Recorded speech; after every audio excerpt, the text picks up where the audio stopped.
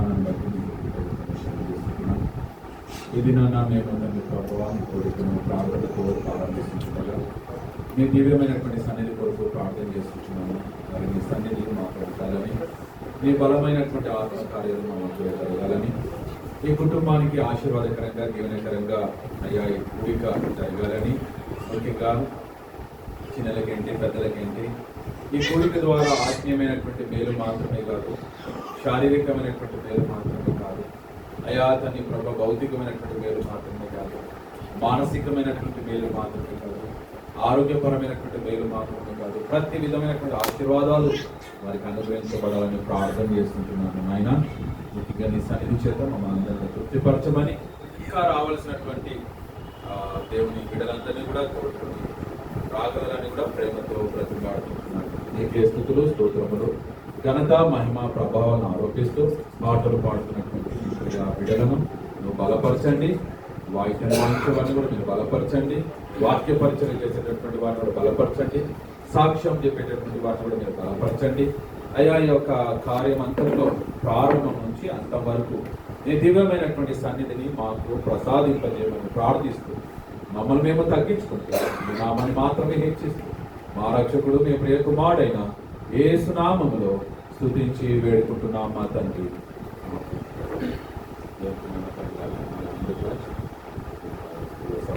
పాటలు పాడుతూ ప్రభుని స్తుతించాలని ప్రేమతో కోరుతున్నాం.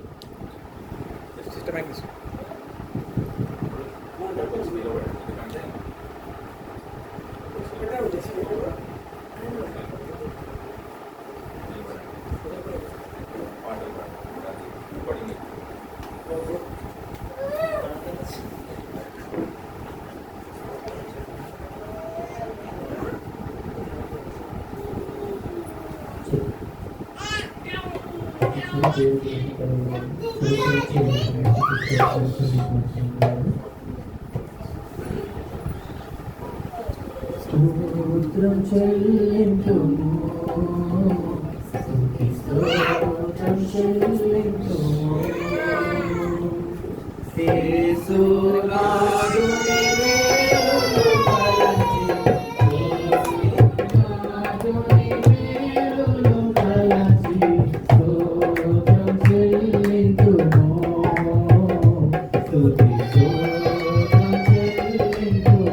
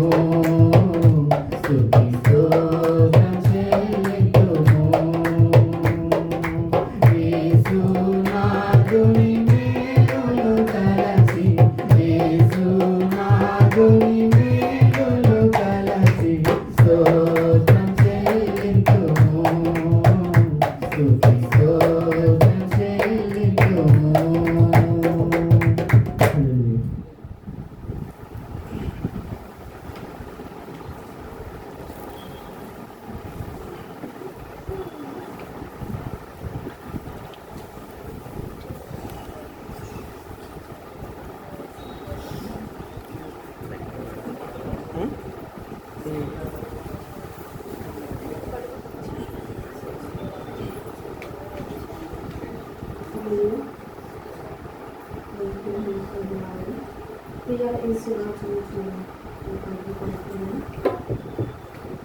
ప్రియ యేసురాజును నే చూచిన చాలు మహిమలోని నాయనతో ఉంటే చాలు ప్రియ యేసురాజును నే చూచిన చాలు మహిమలోని నాయనతో ఉంటే మేలు నిత్యమైన మోక్షము నందు చేరి నిత్యమైన మోక్షము నందు చేరి భక్తుల గుంపులో హర్షించిన చాలు భక్తుల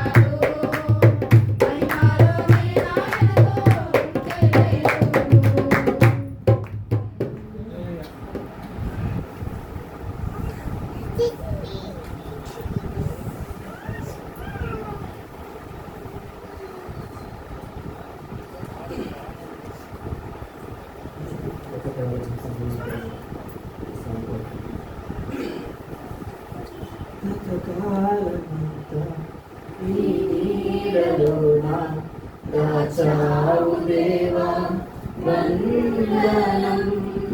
కృప చూపినావు కాపాడినావు ఎలా తీర్చగలను నీ రుణం. పాడనా నీ కీర్తన, పొగడనా వినులనా. పాడనా నీ కీర్తన, పొగడనా వినులనా. వందనం యేసయ్యా, కనుడవు నీవయ్యా.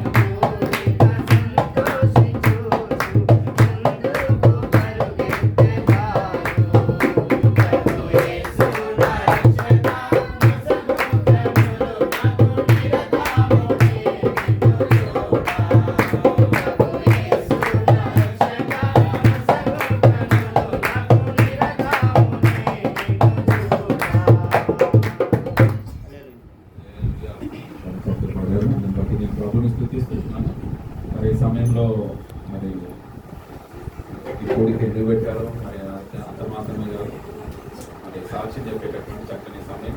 మరి యేసుదాస్ గారు, లేకుంటే వసుంధర గారు, లేకుంటే విక్రాంత్, లేకుంటే మీరు చెప్పాలని నేను సాక్షి చెప్తాను. బాగుంటుంది. ఒకరి తర్వాత హోల్ ఫ్యామిలీ వెళ్ళినారు కదా, ఇంత పాట పాడి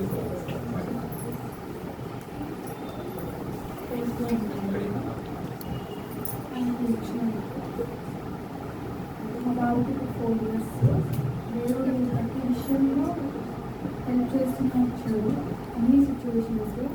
మెయిన్గా ఇప్పటి వరకు జరిగిన వాటిలో ఒక పెద్ద యాక్సిడెంట్ నుంచి కాపాడాడు. మా హస్బెండ్ ఆటోలో వెళ్తుంటే ఆటో రివర్స్లో పడిపోయింది, కానీ ఒక్క చిన్న దెబ్బ లేకుండా దేవుడు బయటకు తీశాడు మా హస్బెండ్ని. కానీ చిన్న స్క్రాచ్ కూడా కాలేదు. అనుకోండి దగ్గర అడి చెట్టు దగ్గర ఆల్మోస్ట్ 2 years ఉన్నప్పుడు అయింది. సో అక్కడ అందరూ కూడా షాక్ అయ్యారు, ఇంత పెద్ద యాక్సిడెంట్ అయినా కానీ బాబు తెలియాలి అని. దేవుడికి స్తోత్రం చేయించుకుంటున్నాను. అందరు మద్దతుకున్నట్టు బాబు ఎవరితో కలిసేవాడు కాదు. స్కూల్ విషయంలో బాగా టెన్షన్గా ఉండేది నాకు. ఇప్పుడు అంత న్యూస్ చూస్తున్నాం కదా, టీచర్స్ విషయం కానీ చాలా టెన్షన్గా ఉండేది. అసలు అలవాటు పడతాడా లేదా అని చాలా టెన్షన్గా ఉండేది. తర్వాత తనకి దేవుని పాటలు బాగా పాడుతూ ఉండేవాళ్ళు. స్టార్టింగ్లో వెళ్ళేటప్పుడు కూడా స్కూల్కి వెళ్ళేటప్పుడు ఏడ్చుకుంటూ వెళ్ళినప్పుడు కూడా తనక్కని మీ కృప నా వెంబడి ఉండాలి అని ఏడ్చుకుంటూ పాడుకుంటూ వెళ్ళేవాళ్ళు. ఒక 2 to 3 daysలోనే అలవాటు అయిపోయాడు స్కూల్లో. అసలు మేమందరం కూడా షాక్ అయిపోయిన అవసరం. దేవుడు చాలా హెల్ప్ చేశాడు. అసలు తన ఆరోగ్యం విషయంలో కానీ తన ఎదురుగా చేసిన 2 years వరకు తనకు మాటలు కూడా రాలేదు. మాటలు చూసినా కూడా చాలా టెన్షన్ పడేదాన్ని నేను. తర్వాత ఒకేసారి సెకండ్ ఇయర్ దాటగానే ఒకేసారి అన్ని మాటలు వచ్చేసాయి. దేవుడికి స్తోత్రం. అలా ప్రతి సిచ్యువేషన్లో నాకు తోడై ఉన్నాడు. ఇంకా తను పెంచే విషయంలో నాకు ఇచ్చిన పేరెంట్స్ని బట్టి కూడా స్తోత్రం చెల్లించుకుంటున్నాను. నాకు సాల్మన్కి చాలా హెల్ప్ఫుల్గా ఉన్నారు మా బాబు పెంచే విషయంలో. మా ఇద్దరి వల్ల అయితే అయ్యేది కాదు. ప్రతి విషయంలో ఇంకా ఇంట్లో చూసుకోవడం కానీ, ఫుడ్ విషయం కానీ, ఇంకా నేను సెకండ్ బేబీతో ప్రెగ్నెంట్గా ఉన్నప్పుడు కానీ చాలా హెల్ప్ఫుల్గా ఉన్నారు. దేవునికి స్తోత్రం చెల్లించుకుంది. ఇలాంటి పేరెంట్స్ని బట్టి, మా అన్నయ్యని బట్టి, విక్రాంతిని బట్టి అసలు ఒక ఫాదర్ లాగా చూసుకున్నాడు. రోజు మా ఇద్దరు యాక్సిడెంట్స్లో లేనట్టున్నాడు. ఇక్కడ చెప్పాలనుకున్నాను ఎప్పటి నుంచో. చాలా అసలు నేనేమి అసలు ఏ విషయంలో దిగులు లేకుండా చేశాడు. అట్లాంటి బ్రదర్ ఇచ్చినందుకు చాలా హ్యాపీగా ఫీల్ అవుతున్నాను. అలాగే మా హస్బెండ్ సాల్మన్ కూడా ప్రతి విషయంలో అండర్స్టాండింగ్గా ఉన్నాడు. పిల్లలు ప్రతి విషయంలో విషయంలో వీళ్ళందరినీ నాకు ఇచ్చినందుకు దేవుడికి స్తోత్రం చెల్లించుకుంటున్నాను. Thank you.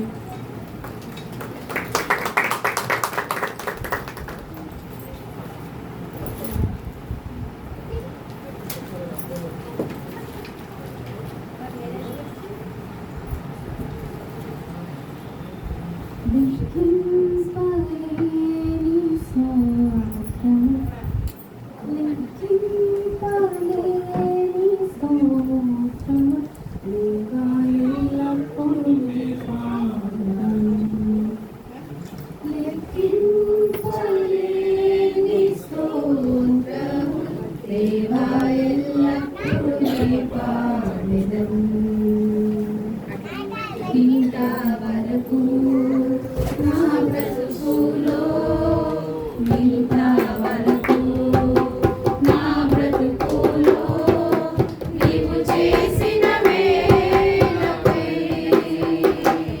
లెక్కించలేని స్తోత్రం దేవా ఎల్లప్పుడూ నీ పాడెదను.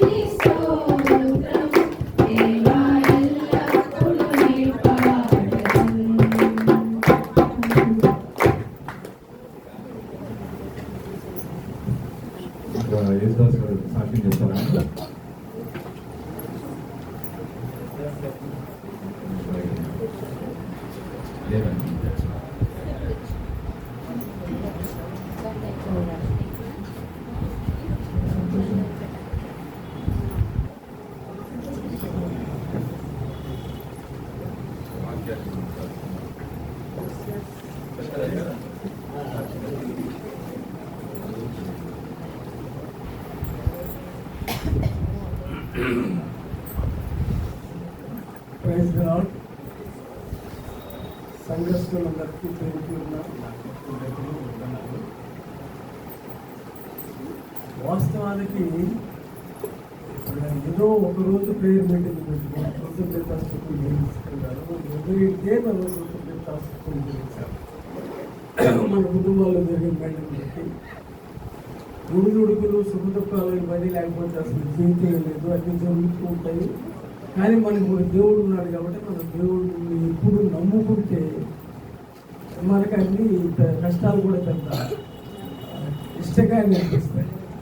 కష్టం రాగానే మనం దొరికిపోయి అబ్బా ఇది ఏం చెప్తే అయిపోయింది అనుకుంటున్నాను.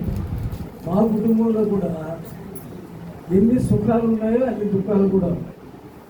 దుఃఖాలు లేకుండా సుఖాలు రావు. మరణాలు ఉన్నాయి, జననాలు ఉన్నాయి కుటుంబాల్లో. ఇష్టమైన వాళ్ళని పోగొట్టుకున్నాము. అలాగే కొత్త వాళ్ళు జన్మించడం మొదలుపెట్టారు. అదేవిధంగా నా బిడ్డలిద్దరికి వివాహాలు జరిగాయి. చక్కటి వాళ్ళు నాకు మనవరాళ్ళు అయిపోయి నేను నన్ను తాతను కూడా చేశాను. చాలా సంతోషం. కాకపోతే వీళ్ళు వచ్చిన తర్వాతే నన్ను తాతలు తీస్తున్నారు.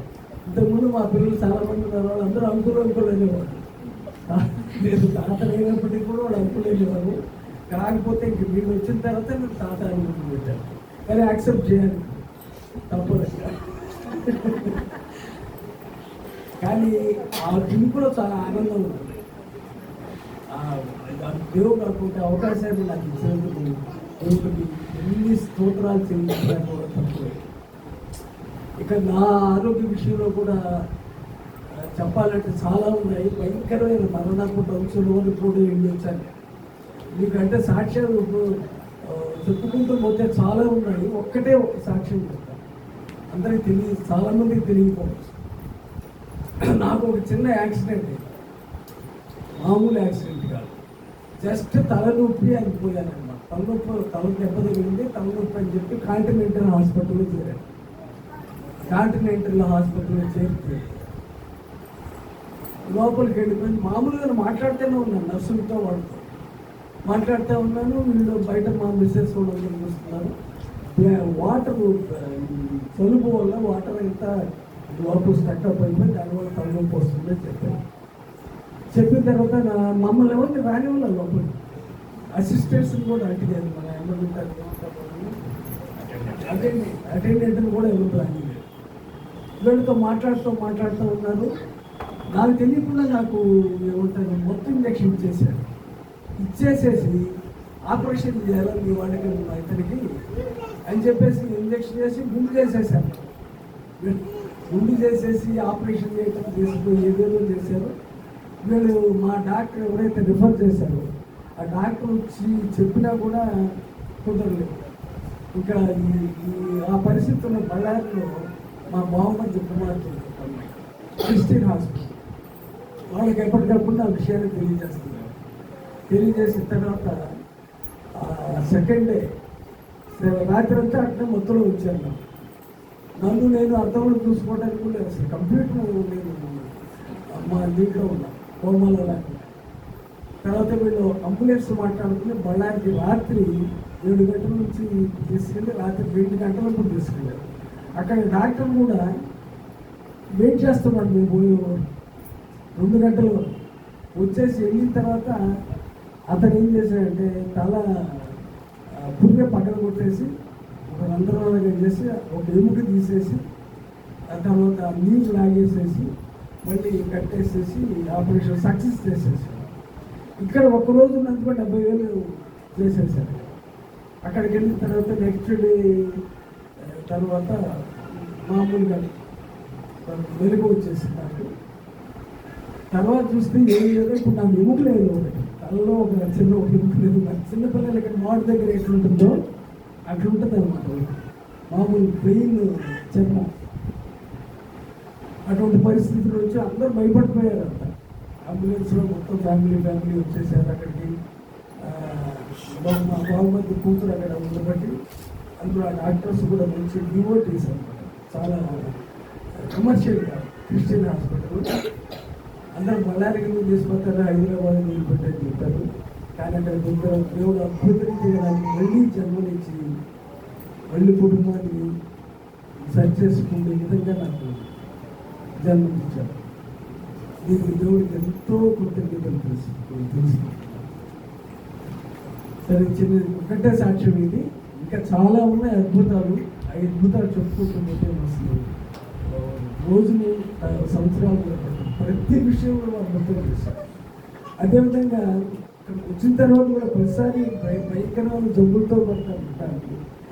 ప్రభాకర్ గారు వచ్చిన తర్వాత కూడా చాలా జబ్బుతో పడ్డాం అందరం. ఒకసారి వచ్చి విజిట్ కూడా చేశారు. చూస్తే చాలా ఆశ్చర్యంగా అనిపించింది. తర్వాత ఆటోమేటిక్గా దేవుడు ప్రతిదాన్ని తగ్గట్టు వచ్చుతాడు అన్నమాట. బాగుంది, ఆ చేయి తీసేస్తే మళ్ళీ మనం జంప్ అయిపోతుంటాం. ఆయన మీద నమ్మకం పెట్టుకోవాలి, మనోధైర్యం ఉండాలి. ఆయన మీద మేము ముఖ్యంగా నమ్మకం ఉండాలి. ఆయన మీద నమ్మకంతో మనం అనుకుంటే మనం ఎటువంటిదైనా సాధించవచ్చు. ఆయన మీద డాక్టర్లు గారు దేవుడి మీద ఎంత నమ్మకం ఉంటే అంత జీవితం అంత గొప్పగా ఉంటుందని చెప్పి ఫైనల్గా నేను చెప్తున్నాను. ఈ కృతజ్ఞత కూటం నా మొదటి మనవడి ఈ సందర్భంగా చేసుకుంటున్నాను. దాని తర్వాత 2 మనవరాళ్ళు వచ్చారు నాకు. కూతురు కొడుకు వారసుడు అనుకుంటే వారసురాలు వచ్చింది. ఈ అమ్మాయి అన్నమాట. ఈ అమ్మాయి వీళ్ళు ప్రెగ్నెన్సీ ఉన్నప్పుడు లాస్ట్ ఇయర్ 11th అప్లై చేశారు వాళ్ళందరూ. అద్భుత రీతిగా ఈరోజు ఇంకొక 2 ఇచ్చారు. ఇంకొక అబ్బాయి కూడా ఉంటాడు, రావాల్సింది. మన ప్రార్థన ఫలితాలే. సో ఈరోజు కృతజ్ఞతాన్ని జరుపుకునే భాగ్యాన్ని దేవుడు నాకు అనుగ్రహించినందుకు మీ అందరితో కలిసి ప్రార్థించే అవకాశం ఇచ్చినందుకు నేను స్తోత్రాలు. ఈ అవకాశం ఇచ్చిన మీ అందరికీ చాలా స్తోత్రాలు. మన సంఘం అంతా బాగుపడాలని, సంఘాన్ని కట్టుకోవాలని, సంఘస్థులందరూ ప్రతి ఒక్కరు క్షేమంగా ఉండాలని, సంఘంలో ప్రతి ఒక్కరూ ఆరోగ్యకరంగా ఉండాలని చెప్పి కోరుకుంటూ దేవుడు కోరుకుంటూ ప్రార్థిస్తున్నాను.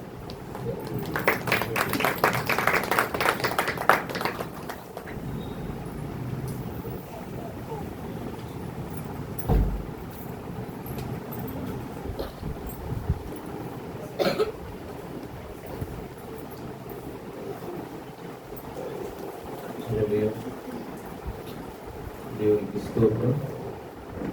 కీర్తన 147వ కీర్తన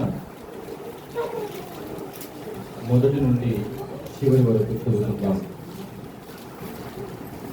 147 147వ కీర్తన. యెహోవాను స్తుతించుడి, మన దేవునికి స్తోత్రగానము చేయట మంచిది, అది మనోహరము, స్తోత్రము చేయట ఒప్పిదము. ఓకే, రెస్పాన్సిబిలిటీగా చదువుతామంటే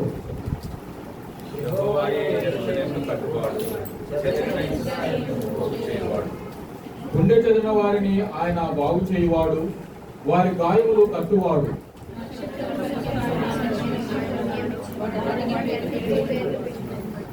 మన ప్రభు గొప్పవాడు, ఆయన అధిక శక్తి గలవాడు, ఆయన జ్ఞానములకు మితి లేదు.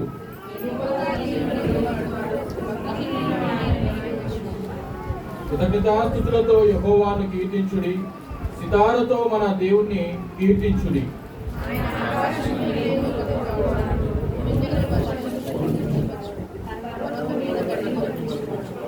పశువులకును అరుచుచుండు పిల్ల కాకులకును ఆయన ఆహారం ఇచ్చువాడు.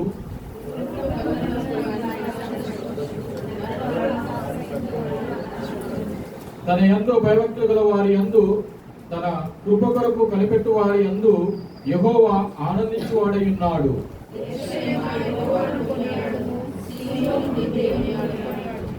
ఆయన నీ గుమ్ముల గడియలు బలపరిచి ఉన్నాడు. నీ మధ్యను నీ పిల్లలను ఆశీర్వదించి ఉన్నాడు.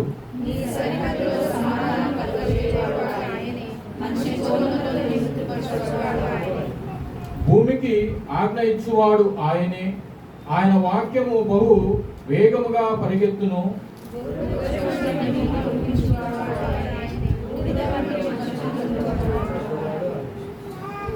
ముఖాముఖాలుగా వడగండ్లు విసురువాడు ఆయనే. ఆయన పుట్టించు చలికి ఎవరు నిలవగలరు? ఆయన ఆజ్ఞ కరిగిపోవును. ఆయన తన వాక్యము యాకోబునకు తెలియజేసెను.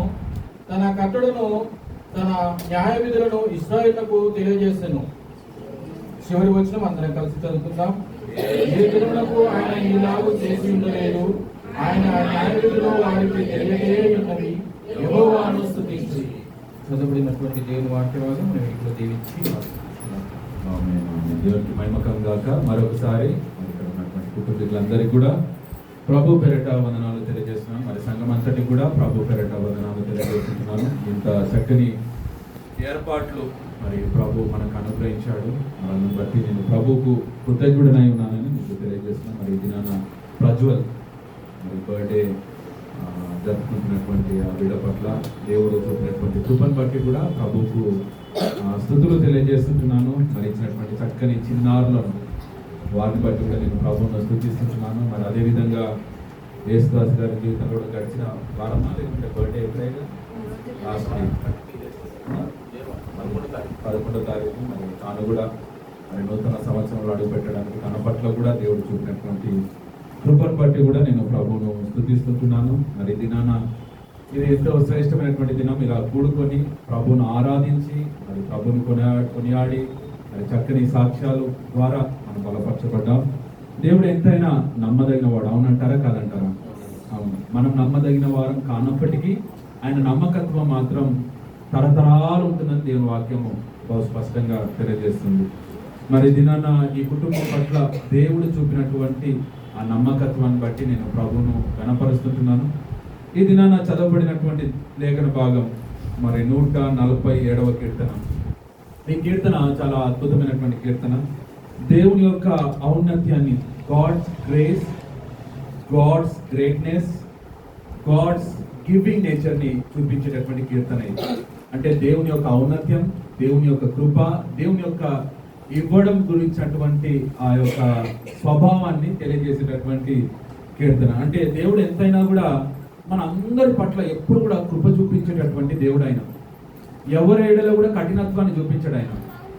ఆయన ఎవరి ఏడలో కూడా విముఖతను చూపించేటటువంటి వాడు కాదు. అందరినీ ప్రేమించేటటువంటి వాడు, అందరి ఏడల కృప చూపించేటటువంటి వాడు. ఆయన కృప చూపించేవాడు మాత్రమే కాదు, ఆయన చాలా గొప్పవాడు. ఒకసారి అంటారా చాలా గొప్పవాడని? చాలా గొప్పవాడు. ఆయన గొప్పతనం అంతా కూడా ఇక్కడ రాయబడింది. ఆయన గుండె చెందిన వారిని లేవనెత్తువాడని, మరి అదే విధంగా గొర్రెబొచ్చు అంటే ఏమన్నా గొర్రెబొచ్చు వంటి హిమము కురిపించువాడని, బూడిద వంటి మంచు కన్నములను చల్లువాడని, ముక్క ముక్కలుగా వడగళ్ళు విసురువాడని. ఆయన అంటే వీటిని ఆయన పుట్టించు చలికి ఎవరు అంటే ఆయన గొప్పతనం, గాడ్స్ గ్రేట్నెస్ అంటే చాలా గొప్పవాడు. ఆయన గొప్పతనానికి ఎవరు కూడా అడ్డు లేరు. ఆయన గొప్పతనానికి ఎవరు కూడా సాటి లేనే లేరు. మరి అంటే అంత గొప్పవాడు. మరి ఆయన ఇచ్చేటటువంటి వాడని కూడా ఈ కీర్తన తెలియజేస్తుంది. మరి ఈ దినాన కృతజ్ఞతలు ఆరోపించేటటువంటి దినం ఇది. మరి వీరి కుటుంబంలో సంతానం విషయంలో కావచ్చు, వారికి ఇచ్చినటువంటి ఇవుల విషయంలో కావచ్చు, దేవుడు వారి ఎడల చేసిన మేళ్ల విషయంలో కావచ్చు, స్తుతి చేయడం. ఇక్కడ అందుకొరికి మొదటి వచనం ఏం రాయబడింది? స్తుతించుట మంచిది. ఒకసారి అంటారా మంచిదా కాదా? అంటే సనగడం అంటే స్తుతించడం దేవునికి చాలా ఇష్టం. స్తుతి చేయవాడు యెహోవాకు ఏం కలగజేస్తున్నట్టు తెలుసా? మార్గాన్ని కలగజేస్తున్నట్ట. ఏం మార్గం కలగజేస్తున్నట్టు? దేవుడు మన జీవితాల్లోనికి రావడానికి ఏదైనా ఒక ద్వారం ఉందంటే అది ఏం ద్వారం అంటే స్తుతి ద్వారం అన్నట్ట. స్తుతి చేయడం బట్టి దేవుడు మన జీవితాల్లోనికి ప్రవేశించడానికి, స్తుతి చేయడం బట్టి దేవుడు మన జీవితాల్లో కార్యాలు చేయడానికి, స్తుతి చేయడం బట్టి దేవుడు మన జీవితాల్లోనికి రావడానికి, స్తుతి చేయడం బట్టి దేవుడు మన జీవితాల్లో పని చేయడానికి ఒక అవకాశం ఇస్తున్నాం దేవునికి. ఒకవేళ సనగడం బట్టి ఎవరికి అవకాశం ఇస్తున్నామంటే సంహారకునికి అవకాశం ఇస్తున్నామని దేవుని వాక్యం సెలవిస్తుంది. అంటే కాబట్టి ఇది నాన్న ఈ బిడ్డ జీవితాన్ని బట్టి మనం అందరం కూడా స్తుతించ బద్దులమై ఉన్నాం. ఈ బిడ్డ మాత్రమే కాదు, మరి యేసుదాస్ గారి జీవితంలో కావచ్చు, వసంత గారి జీవితంలో కావచ్చు, విక్రాంత్ జీవితంలో కావచ్చు, వినూత గారి జీవితంలో కావచ్చు, వీళ్ళందరి జీవితాల్లో కూడా దేవుడు మేలు చేశాడు. వారి జీవితాలను బట్టి మనం అందరం కూడా స్తుతించాలి. కేవలం వారి జీవితాలైనా మనం కూడా ఈ దినాన ఇలా ఉన్నాము అంటే అది దేవుని యొక్క ఉచితమైనటువంటి కృప. అవునంటారా కాదంటారా? అవును. ఈ దినాన మనము ఇలా సంతోషంగా ఉన్నామంటే, ఇలా సంఘముతో కలిసి ఆనందిస్తున్నామంటే, ఇలా సంఘం అంతటితో కలిసి ఆరాధనలో పాల్గొంటున్నామంటే, ఒకరి సంతోషంలో మనం కూడా పాలిభాగస్తులం అవుతున్నామంటే దేవుడు మన ఎడల కూడా ఎంతో మేలు చేశాడు. అవునంటారా కాదంటారా? అవును. మరి ఈ దినాన ఎందుకు స్తుతించడం మంచిది అంటే ఈ కీర్తనలో కొన్ని విషయాలు ఉన్నాయి. ఆ విషయాలు త్వరగా చెప్పేస్తాను. మరి ఆ విషయాలు మీరు కూడా ఆలోచించాలని, తెలిసిన విషయాలే. ఈ కీర్తన ఎలా తెలియజేస్తుంది అంటే దేవుడు ఎంత మంచివాడు, ఆయన మంచితనం ఎలా కనపరుస్తున్నాడు, ఆయన మంచితనానికి మనం ఎలా స్పందించాలి, ఆయన మంచితనానికి ఎలా కృతజ్ఞతలు తెలియజేయాలి, ఆయన ఇలాంటి మేలు చేస్తుండగా మన హృదయాల్లో ఏమి ఆలోచించాలో మనం ఎప్పుడు కూడా ఈ కీర్తన తెలియజేస్తుంది. కాబట్టి ఈ దినాన మొదట మనం చూసినట్లయితే యెహోవాయే యెరూషలేమును కట్టువాడు అని రాయబడింది. అవును, కేవలం యెరూషలేముని కట్టువాడు మాత్రమే కాదు, ఆయన కుటుంబాలను కట్టేటటువంటి వాడు. అందుకొరకే 127వ కీర్తనలో రాయబడింది కదా, ఏమని రాయబడింది? యెహోవా ఇల్లు కట్టని ఎడల దాని కట్టువారి ప్రయాసము వ్యర్థం అంట. యెహోవా పట్టణాన్ని కాపాడని ఎడల దాని కాపాడు వారి యొక్క ప్రయాసము వ్యర్థమే అని రాయబడి. అంటే దేవుడే కట్టాడు. ఈ దినాన విక్రాంత్ కావచ్చు, వినూత కావచ్చు, వారి కుటుంబాలు ఎవరు కట్టారు అంటే ఇక్కడ ఉన్నటువంటి మనందరి కుటుంబాలు ఎవరు కట్టారంటే దేవుడే కట్టాడు. దేవుడే లేకుంటే మన కుటుంబాల్లో ఇలాంటి మేలు ఉండేది కాదు. దేవుడే లేకుంటే ఇలా జతలుగా మనం ఉండేటటువంటి వారం కాదు. దేవుడే లేకుంటే అంటే దేవుడే మన జీవితాలను ఐక్యపరుస్తాడు. చూడండి, చాలాసార్లు చెప్తాను, ఎక్కడెక్కడో వాళ్ళము ఎలా కలిసి ఉంటామో చూడండి, ఏవో ప్రాంతాల వాళ్ళం ఎలా కలిసి ఉంటామో చూడండి, ఏవేవో రుచులు అయినా కానీ ఎలా కలిసి ఉంటామో చూడండి, ఏవేవో అభిరుచులు అయినా కానీ ఎలా కలిసి. అంటే దేవుడు కట్టకుంటే ఆ కుటుంబము నిలవడము కష్టము అనే మనం అర్థం చేసుకోవాలి. అంటే దేవుడు కట్టాడు మాత్రమే కాదండి, దేవుడు మనల్ని కాపాడుతుంటాడు కూడా. దేవుడు ఎంత అద్భుతంగా ఇక్కడ రాయబడింది, ఎంత చక్కగా ఈ మాటలన్నిటిని కూడా చూస్తే నాకు ఆలోచిస్తున్నాను, దేవుడు ఎంత కడతాడో అంత కాపాడుతుంటాడు కూడా. ఎంత కాపాడుతాడు అంటే మనల్ని ఏ ప్రమాదములో పడకుండా కాపాడుతాడు. పడినా కూడా ఏం చేస్తాడు తెలుసా? ఆ పడినటువంటి ఆ గుంటలో నుంచి లేవనెత్తేటటువంటి వాడు ఆయన. ఆ పడినా కూడా ఆయన నిలబెట్టేటటువంటి వాడు, పడినా కూడా ఆయన నడిపించేటటువంటి వాడు, పడినా కూడా ఆయన మనల్ని బలపరిచేటటువంటి వాడు. అందుకొరకే ఆయన కట్టడం మాత్రమే కాదు, కొంతమంది కట్టి వదిలేస్తారు. కానీ మన దేవుడు ఎలాంటి దేవుడు అంటే, ఎందుకు ఆయన కృతజ్ఞతలు తెలియజేయాలంటే ఆయన కట్టాడు, మన కుటుంబాన్ని కట్టడం మాత్రమే కాపాడుతున్నాడు. ఒకవేళ కాపాడకుంటే, మరి ఇప్పుడే సాక్ష్యం చెప్పింది కదా, ఆ ఆటో బోర్ల పడ్డది. ఒకవేళ అంటే కొన్నిసార్లు చిన్న గాయానికి కూడా ఎంతో పెద్ద ప్రమాదం వాటిల్లుతుంది. కానీ మరి ఆ బిడ్డ జీవితంలో ఏ ప్రమాదం కాకుండా, ఎలాంటి ప్రమాదం కాకుండా, ఒక చిన్న స్క్రాచ్ కూడా రాకుండా కాపాడబడిందంటే అది ఏంటిది? దేవుని యొక్క ఉచితమైనటువంటి కృప. అంటే దేవుడు కట్టాడు మాత్రమే కాదు, దేవుడు కాపాడుతుంటాడు, అనుక్షణం కాపాడుతాడని దేవుని వాక్యం సెలవిస్తుంది. అనుక్షణం అంటే ఎలా అంటే కనుపాప వలె. ఒకవేళ కనుపాప వలె అనే మాట నేను ఆలోచించినప్పుడల్లా మిమ్మల్ని ఎలా చూస్తానన్నాడు తెలుసా? మీరు నా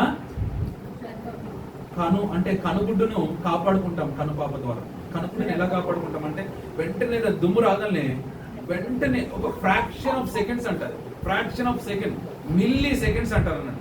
అంటే ఏమి దానికి ఒక సిగ్నల్ ఇవ్వనవసరం, వెంటనే మూసుకుంటున్నాడు. అంటే దేవుడు మనల్ని ఆ విధంగా కాపాడుతాడు. కట్టినటువంటి వాడు కాపాడేటటువంటి వాడు. ఒకసారి కాపాడేవాడని కాపాడుతాడు. ఏ విధంగా కాపాడుతాడు అంటే ఏ అపాయమునకు ఆయన మన జీవితాల్లో అనుమతి ఇవ్వడండి. ఒకవేళ అనుమతి ఇచ్చినా కూడా అది ఎవరి సెలవు లేకుండా జరగదో తెలుసా? దేవుడు సెలవు లేకుండా. ఇప్పటివరకు అందుకొరకు యేసుదాస్ గారు చెప్పారు, లోయలు వచ్చాయి మా జీవితంలో, కష్టాలు వచ్చాయి మా జీవితంలో, అనారోగ్యతలు వచ్చాయి మా జీవితంలో, కుటుంబమే మరి ఇబ్బందులకు గుండా వెళ్ళినటువంటి పరిస్థితులు వచ్చాయి. అయినప్పటికీ కూడా గాఢాంధకారపు లోయల్లో మేము సంచరించినా కూడా ఏ అపాయంలో చూడండి. అంటే దేవుడు దాని నుంచి కూడా లేవనెత్తాడు. కుటుంబం అంతా కూడా ఇబ్బంది గురైనా కూడా దాంట్లో నుంచి కూడా లేవు. అంటే దేవుడు కట్టడం మాత్రమే కాదు, దేవుడు కాపాడుతుంటాడు. ఒకసారి కాపాడుతుంటాడని మూడో విషయాన్ని కూడా మీరు ఇక్కడే చూడండి. అంటే ఆయన గుండె చెదిరిన వారిని అంటే ఏమని రాయబడింది అంటే చూడండి. అంటే కట్టడం మాత్రమే కాదు, కాపాడడం మాత్రమే కాదు, ఆయన ఏం చేస్తాడో తెలుసా అండి, కన్నీరును కూడా చూస్తాడు. చాలా అద్భుతం. మన కన్నీరును ఎవరు తుడవలేరండి, ఎవ్వరు తుడవలేరు. నేను అనుకుంటాను మనం ఏడుస్తుంటే నవ్వే వాళ్ళే ఎక్కువ ఉంటారు, మనం ఏడుస్తుంటే మరి అంటే ఇంకా ఏడిపించే వాళ్ళే ఎక్కువ ఉంటారు. కానీ దేవుడు ఒక్కడు మాత్రమే ఎలాంటి దేవుడు అంటే ఆయన కన్నీళ్లను అంట తన బుడ్డిలో, అంటే every drop is precious in the sight of God అన్నట్టు. అంటే ప్రతి కన్నీరుకి ఆయన వెలగడతాడు అన్నట్టు. మనం ఈ కన్నీళ్లను వెలగట్టం, ఆ కన్నీళ్లకు మనం విలువనివ్వం. మన ఎదుట కన్నీరు కార్చేటటువంటి కన్నీరుకి మనకు అంతగా మనం వాళ్ళను చాలా చిన్న చూపులు చూస్తాం. కానీ in the sight of God they are very precious. అంటే చాలా వెలగడతాం. దేన్ని బుడ్డిలో పెడతామండి అంటే దేనికి మనం వేటిస్తామంటే విలువైనటువంటి దానికి వెలగడతాం. కానీ ఇక్కడ ప్రభు దేనికి వెలగడుతున్నాడు తెలుసా? మన కన్నీటికి కూడా వెలగడుతున్నాడు. అంటే మీరు ఆలోచించండి. అంటే ఆయన కన్నీరును తుడిచేటటువంటి వాడు.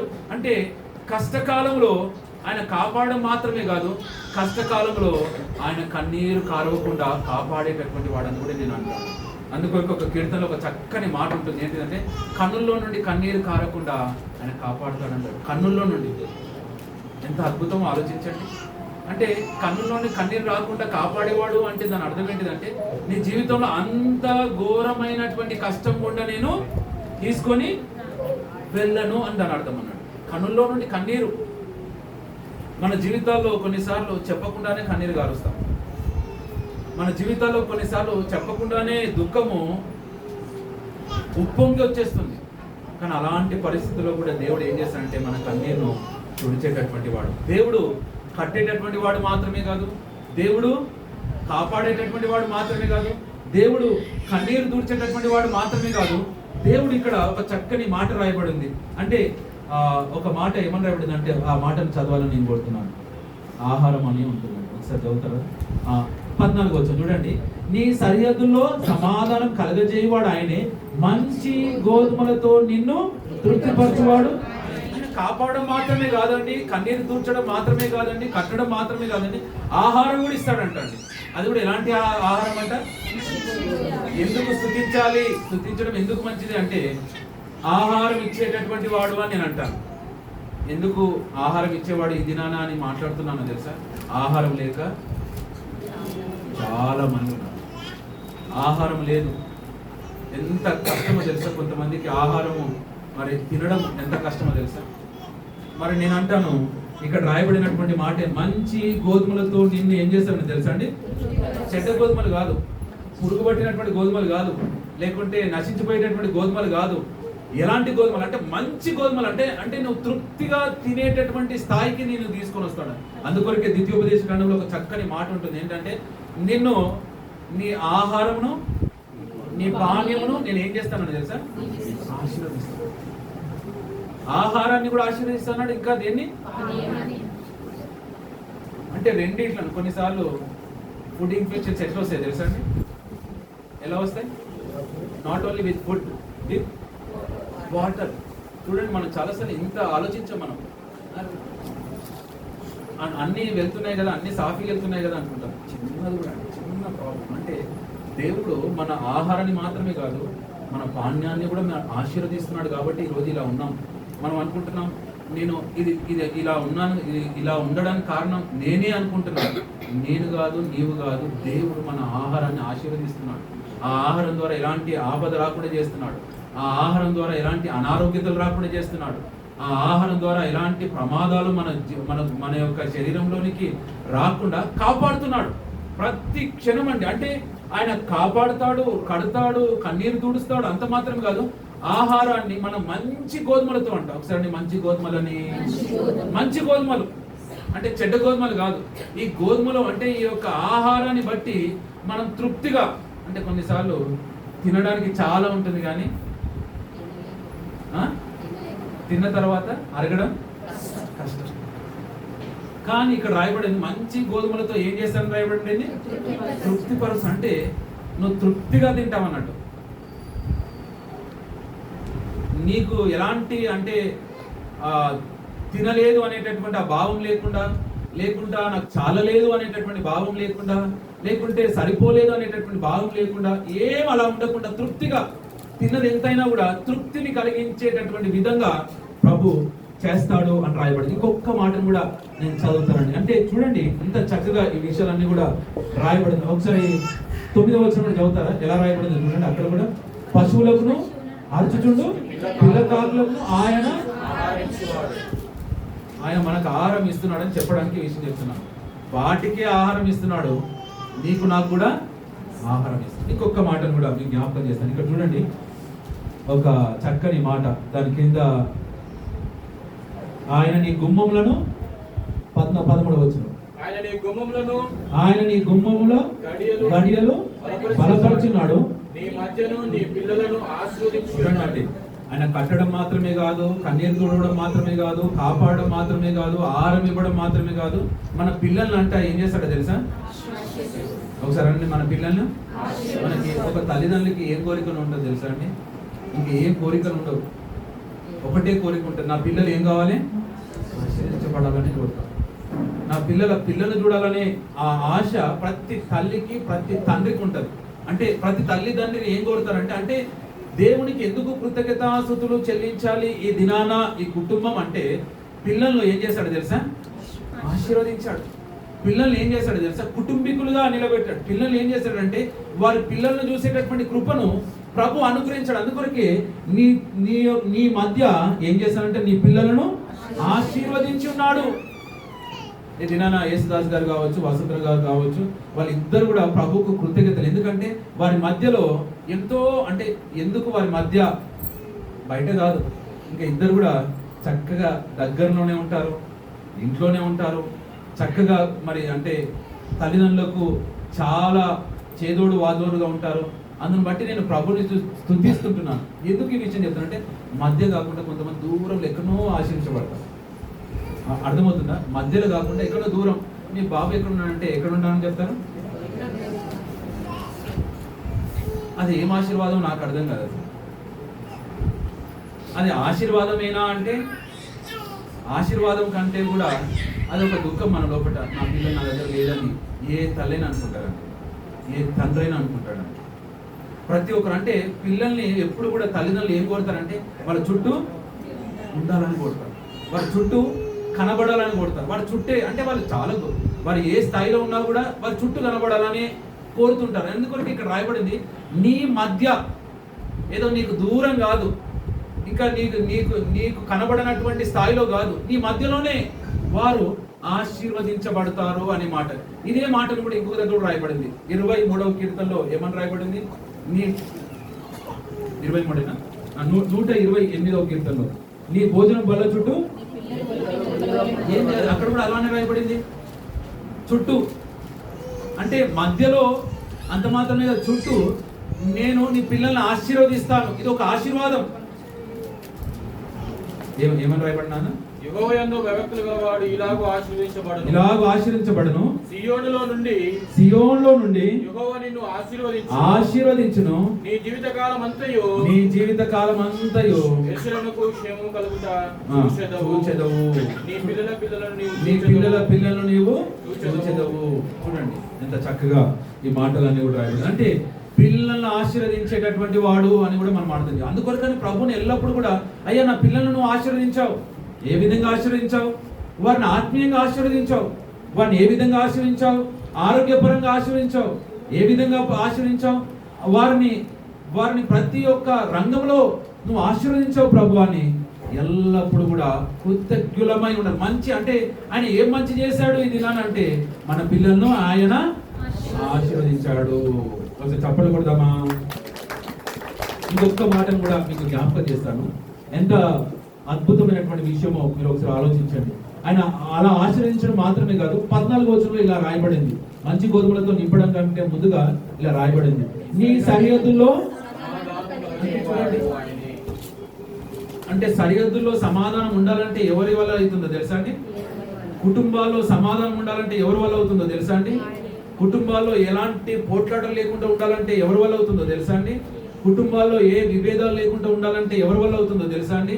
కుటుంబాల్లో ఎలాంటి అంటే గలాట లేకుండా ఉండాలంటే ఎవరి వల్ల అవుతుందో తెలుసా అండి? ఎవరి వల్ల కాదు, అది దేవుని యొక్క ఉచితమైనటువంటి కృపాన్ని నమ్ముతుంది.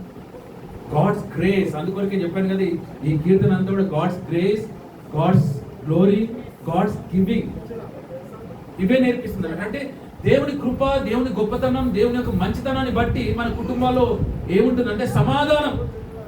మరి చక్కని మాట చెప్పింది వినుతారు కదా వాళ్ళ బ్రదర్ గురించి. ఏమని చెప్పిందంటే, మా బ్రదర్ మా పిల్లల్ని ఎలా చూసింటే ఫాదర్ లవ్ చూసి అని చెప్పాను. రియల్లీ గ్రేట్, అప్రిషియేట్ చేయాలి అసలు.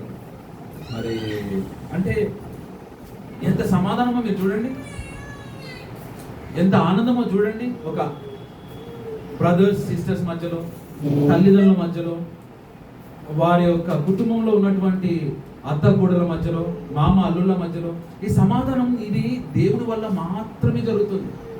దేవుడు ఆశీర్వదించినటువంటి కుటుంబాల్లో ఇలాంటి సమాధానం ఉంటుంది.